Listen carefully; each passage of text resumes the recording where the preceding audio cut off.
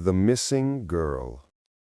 Sarah was the kind of young woman everyone loved, bright, graceful, and with a smile that lit up any room.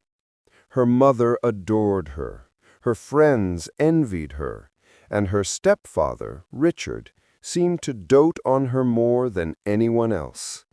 To the everyone beholding, it is a perfect family. But behind that smile, Sarah had secrets, ones even her boyfriend, Daniel, couldn't fully understand.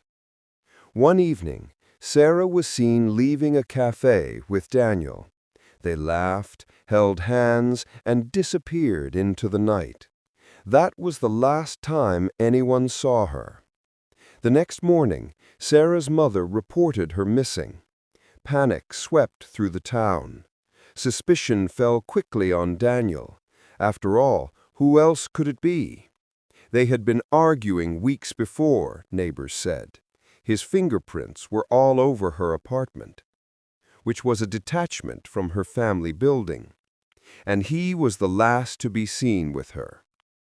Daniel was questioned for hours. The media branded him guilty before trial. Sarah's mother wept on television, begging for her daughter's safe return.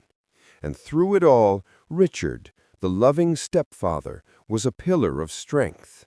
He comforted his wife, reassured the police, and spoke kindly of Daniel, almost as though he believed in his innocence.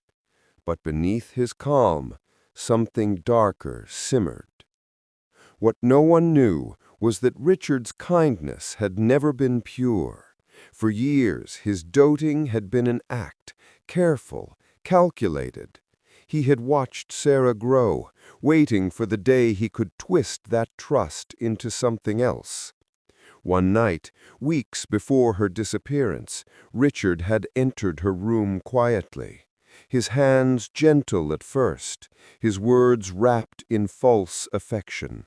But when he reached for her, Sarah recoiled. Her voice echoes in memory. "Don't you dare! If you ever touch me again, I'll tell Mum everything." Her rejection burned him. Fear turned to rage, and rage into a plan. Sarah was never gone with Daniel. She had been locked away, hidden in an abandoned property Richard owned on the outskirts of town. Each day he visited with food, pretending it was love. Each day she spat his kindness back at him, her spirit unbroken. But truth has a way of clawing its way out. A neighbor, suspicious of Richard's late-night visits to the empty property, alerted the police.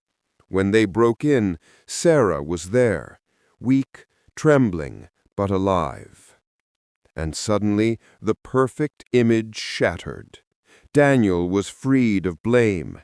The town realized the monster had been in plain sight. Richard was led away in handcuffs, his mask finally stripped. Sarah clung to her mother, tears streaming down her face. Love, once twisted, could no longer hurt her. She had survived not just the captivity, but the betrayal of the man everyone thought was her protector.